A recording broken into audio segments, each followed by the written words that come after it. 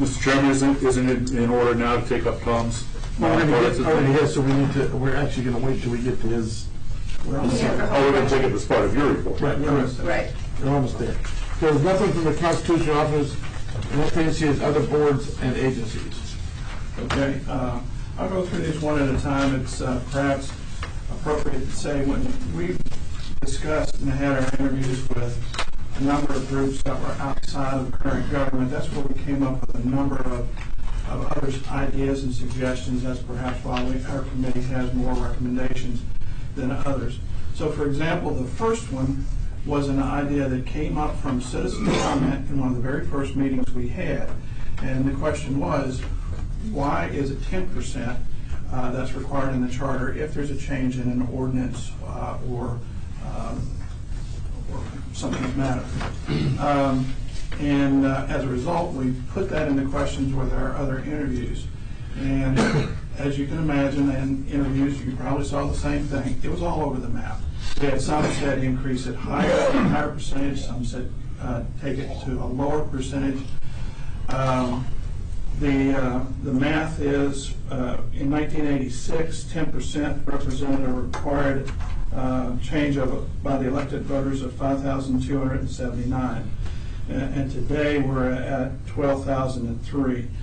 So it has gone up with the increase in population.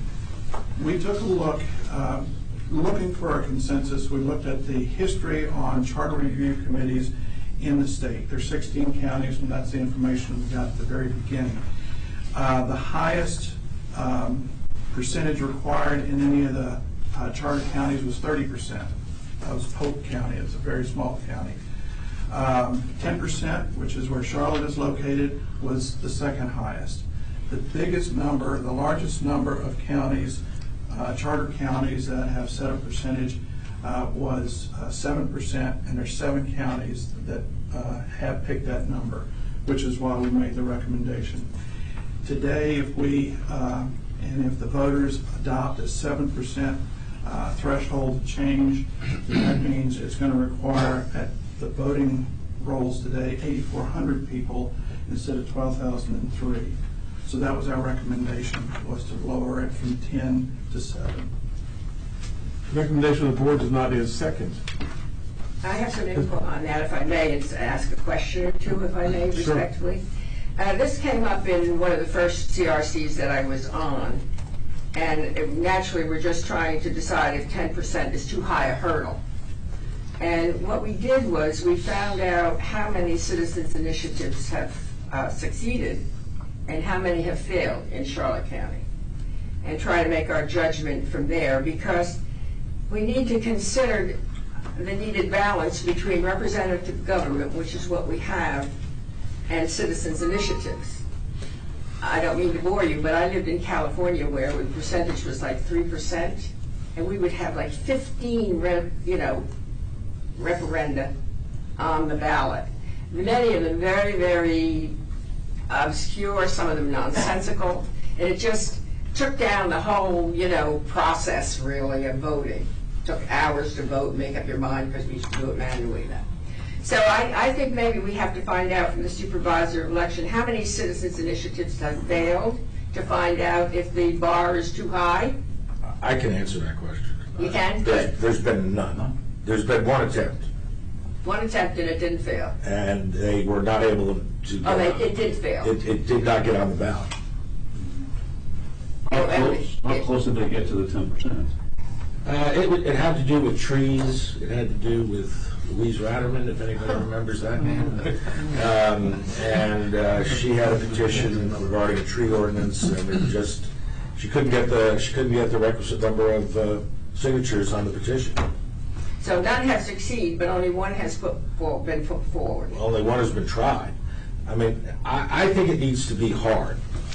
But I don't think it needs to be impossible. So you would say 10% is too high a hurdle? Based on the creep of time, we've gone from 8,000 to 12,000. Right, Tom? From 5,000. Right. Yeah, well, 5,000, 12,000. Any percentage increases with the population. Of course. But it's time, I think, now to roll it back a bit. Jerry? I don't see where population has much to do with it. A percent is a percent. I don't care if you're taking a percent of 10, if you're taking a percent of 10,000, it's still a percent. You need a significant amount of people to sit back and change something in any government organization. I don't think percentage has anything to do with it. I'd be concerned with what Paula says, that if we make it too small, they're going to have crazy, and I spent 10 years in California, and there's some crazy things that happen up there, and I don't want to see us leaning in that direction. So if we've only had one attempt, and I'm familiar with the attempt, and it hasn't been a problem, why are we changing something?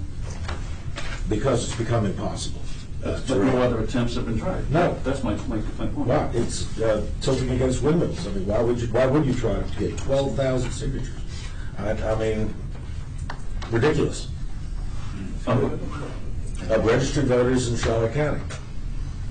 There's another thing that should apply, I think, is how many people who are registered and eligible to vote actually vote. What's our percentage of people, of the total voters in the county, how many are turning up in these elections? Well, yesterday, 50%. Okay. Yeah, well, I checked, yeah. That's right. I checked the last two general elections where this stuff would come under the ballot, okay?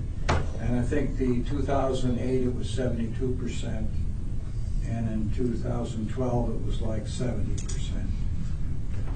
So if you have the lower the percentage, of course, then the less people you'll probably get. If your percentage is high, I don't know.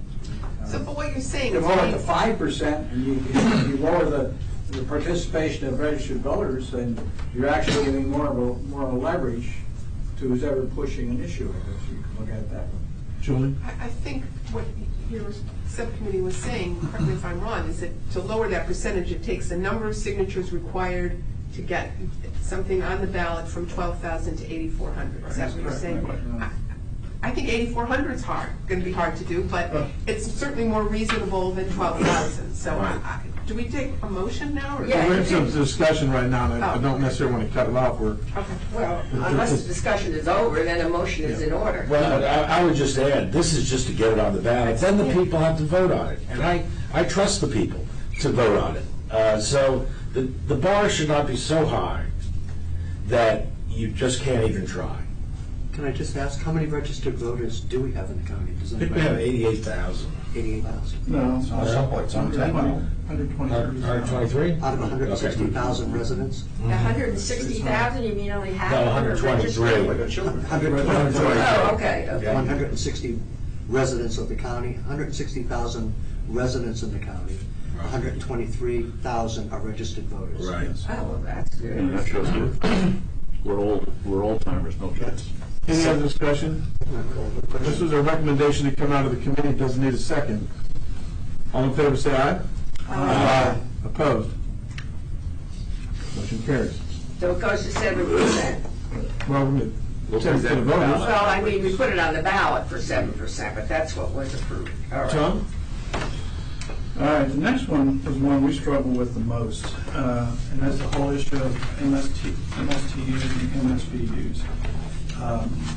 And we did so, we asked the question because of all the controversy that you certainly saw in the newspapers then and you still see. We've heard from representatives of county and county staff. One of the comments I heard from one of the county staff members is and I'm paraphrasing, but they recognize there's a problem. If you recall, when they first started, I think this was from the commissioner, he said there were like a dozen. Now it's 80. And they recognize that they're doing it, they need to do something to get a control on MSTUs and MSBUs. And the quote was, and we're working on the process, but I don't know what the process is. It seemed like we heard testimony from West Rotunda and members of city council out of Florida that MSTUs and MSBUs work. And also I heard somebody from South County. But it seems like the difference is if there is an active advisory board, then these things, there's an investment on the part of the local citizens to make them work. put the work behind it so that the decisions are sound. If you don't have a local advisory board, then the decisions and recommendations are being made by county staff, and they're going directly to the Board of County Commissioners.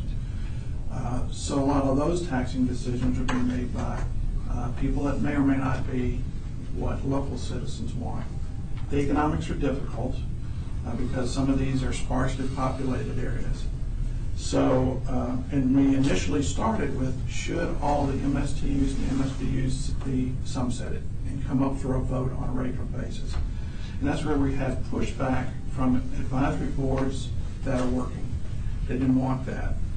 So our recommendation on this, and there were two parts to it, was, and I would certainly defer to Rob on the language, but that each advisory board shall submit an annual report to the Board of County Commissioners on activities, objectives, and funding requests.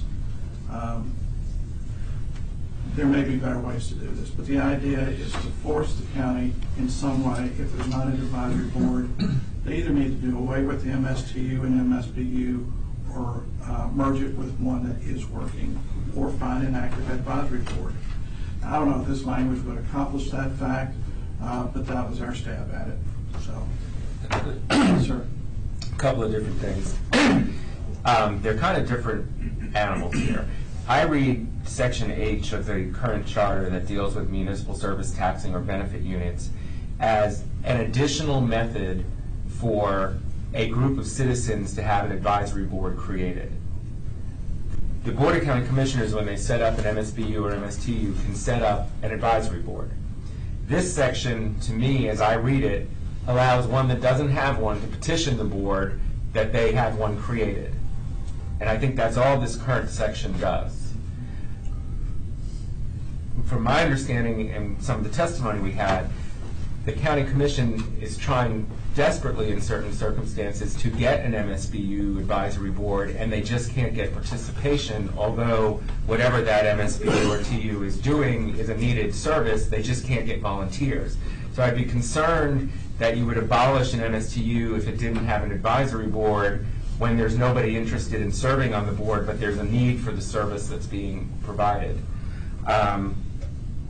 So if you want to add something about an annual report, I would say we would add another section to H, just a number 2, that every existing MSBU or TU advisory board shall submit an annual report, as your language would go. But I read H as it stands today as just an additional way for an advisory board to be created. Well, when we interviewed the commissioners, they said that they were doing an annual report presently, but it was the first one that was done in a long time. So I think calling for an annual report from the commissioners and a report from the individual taxing units is a good one. I agree. Because when the report comes in, they have to review it. Absolutely. So it gets that process where the commissioners, and the attorney said they were looking at them all the time too. Didn't she state that? But there's a feeling among the populace that not much attention is paid to it, as came up in your report, right? So I think, if we could develop language as you're putting forward here, that requires an annual report from the ones that have an advisory board. I guess if they don't have an advisory board, you can't demand it from them. And that the commissioners and attorney's office review the reports. What we were told was staff was doing the work in the ones that didn't have an advisory board, so possibly they could do a summation or a report. Just one, for those that don't know, every year the MSBU budget goes through separate budget hearings, and the presentation of that budget is typically backed by information as what type of thing is needed. So there is a report per se. I think the advisory boards would take this and you would see something. I'm afraid a staff level one would be a lot like the economic impact statement that all ordinances get that says there is none.